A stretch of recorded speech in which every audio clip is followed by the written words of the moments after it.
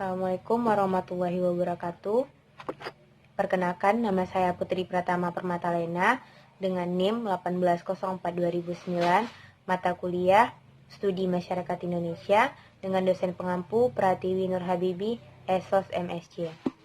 Baiklah, pada kesempatan kali ini saya akan mempresentasikan terkait dengan perubahan perilaku remaja akibat arus globalisasi di Indonesia.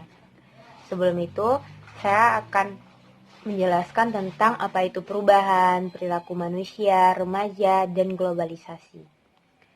Perubahan merupakan pergeseran dari keadaan sekarang menuju keadaan yang diinginkan dan sesuatu yang lazim dan wajar terjadi. Tetapi jika perubahan itu berlangsung cepat atau bahkan mendadak, perubahan tersebut dapat memicu terjadinya konflik sosial. Jadi, perubahan tersebut meliputi proses, orang, pola pikir, dan budaya.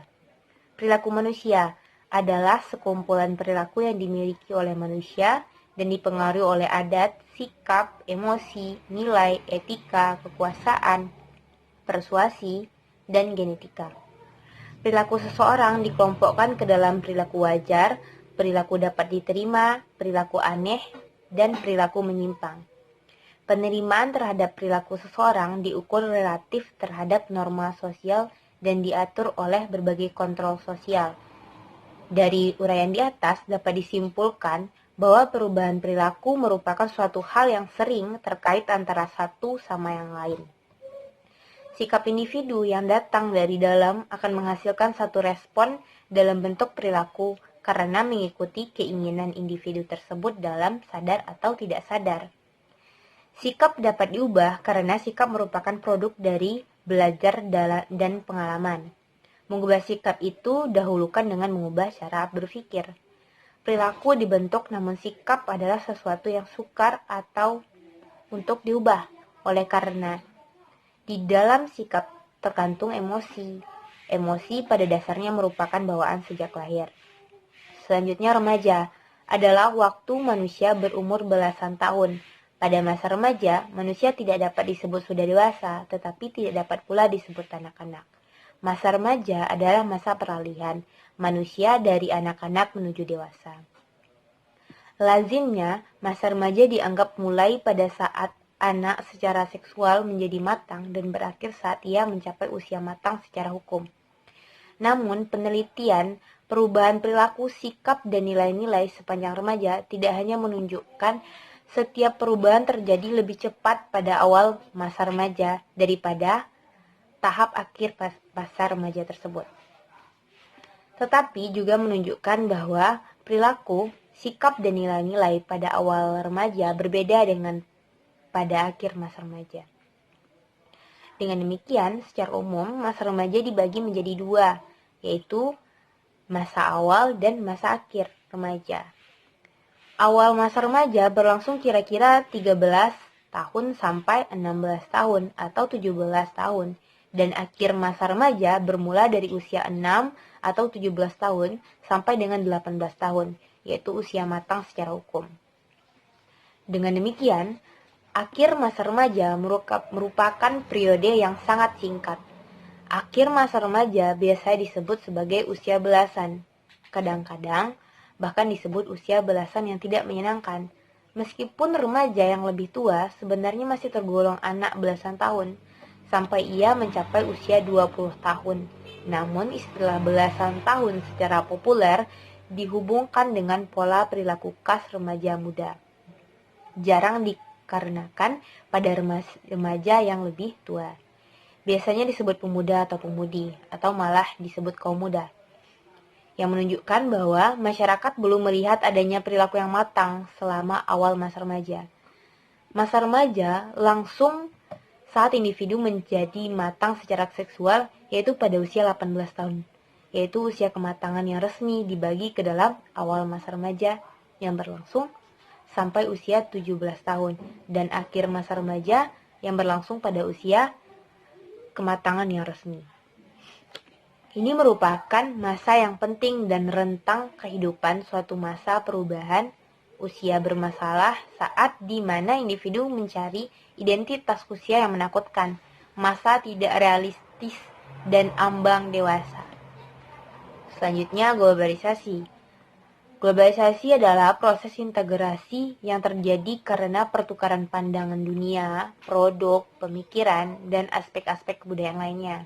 Menurut istilah, globalisasi dapat juga dimaknai sebagai sistem di mana pengalaman kehidupan keseharian berbagi inspirasi serta info jadi standar di semua dunia, serta memiliki hubungan dengan peningkatan keterkaitan dan ketergantungan antar bangsa dan antar manusia di seluruh dunia melalui perdagangan, investasi, perjalanan, budaya populer, dan bentuk-bentuk interaksi yang lain, sehingga batas suatu negara menjadi semakin sempit. Dengan berkembangnya komunikasi dan transportasi dunia mengalami era globalisasi, era di mana informasi seluruh dunia terbuka untuk semua orang. Perlu diketahui, dalam derasnya arus globalisasi saat ini, terdapat dampak positif dan negatif. Dengan adanya perubahan globalisasi di dunia ini, maka akan mempengaruhi perilaku anak remaja masa kini. Tidak hanya dari dalam saja pengaruh itu datang, tetapi dari luar pun mempengaruhi. Kebanyakan pengaruh yang diambil adalah pengaruh negatif dari luar dan dibawa ke daerah, sehingga menyebabkan moral anak remaja menjadi buruk. Globalisasi merupakan hal yang sangat mempengaruhi terhadap perkembangan potensi dan kepribadian anak atau remaja saat ini. Globalisasi merupakan kondisi di mana jarak antara negara satu dengan negara yang lain sudah tidak ada batas lagi. Globalisasi saat ini telah merambah cepat ke seluruh pelosok dunia, tak terkecuali Indonesia merupakan negara berkembang. Perkembangan teknologi yang semakin pesat menimbulkan dampak adanya globalisasi informasi, mode serta menjamurnya perangkat media massa dan elektronik seperti televisi, internet, dan alat komunikasi yang mengakibatkan perubahan perilaku dan gaya hidup masyarakat Indonesia terutama remaja, di mana aturan, budaya, norma, dan lainnya semakin sudah mulai memudar. Saat ini, dampak laju globalisasi pada remaja sudah sangat mudah ditemukan dalam kehidupan sehari-hari. Tanpa adanya perbedaan nilai pada remaja generasi sebelumnya, perbedaan tersebut tampak dari kecenderungan perilaku pada remaja zaman sekarang yang dihadapkan pada gaya hidup yang hedonistan, yang mengutamakan kesenangan semata sebagai tujuan hidup. Apalagi pengaruh globalisasi sosial budaya pada era teknologi, informasi dan komunikasi yang paling rentan adalah remaja. Sebab remaja bisa mengakses sumber dari internet dan sebagainya secara langsung. Akibatnya maju teknologi, contohnya itu majunya handphone yang mengakibatkan begitu canggih seperti Android yang sedang populer di kalangan masyarakat Indonesia, khususnya remaja, yang sering kali disalahgunakan untuk sesuatu yang berdampak negatif bagi penggunaan itu sendiri. Yang kedua itu pergaulan bebas. Misalnya kebanyakan remaja sekarang bergaul dengan siapa saja, di mana saja dan kapan saja, sehingga mereka mudah terjerumus dalam pergaulan bebas. Contohnya yang paling mudah ditemukan di sekitar kita yaitu bagi para laki-laki seperti balapan liar, lalu bagi remaja perempuan biasanya kurang malu terhadap lawan jenisnya. Ia ingin tampil di depan lelaki untuk menarik perhatian sehingga terlewat batas. Yang ketiga yaitu adanya keluarga yang terlalu memanjakan anaknya tanpa pikir panjang. Bila permasalahan ini tidak dikondisikan dengan baik dan benar, bisa menimbulkan perilaku yang menyimpang. Dampak negatif terhadap perubahan globalisasi di salah satunya yaitu kurangnya moral remaja diakibatkan lingkungan pertemanan. Pada zaman sekarang, tata bicara remaja lebih menjerumus ke arah bicara kesadaran dan tidak senonoh didengar. Bahkan para remaja sekarang kurang bersemangat dalam hal pendidikan. Berdasarkan penjelasan tersebut, maka perlu remaja mendapatkan pengawasan dari orang tua, guru, dan masyarakat. Di antara ketiganya, orang tualah yang memegang peran penting dalam menjaga sikap dan perilaku anak atau remaja, agar tidak terjadi perilaku yang menyimpang tersebut ke kenakalan remaja. Jadi, kenakalan remaja merupakan perbuatan yang menimbulkan keonaran dalam masyarakat, sehingga dapat merugikan diri sendiri, keluarga, lembaga, sekolah, dan masyarakat. Jadi, sebaiknya menanamkan pola hidup sederhana harus dilakukan dari lingkungan terkecil, yaitu keluarga.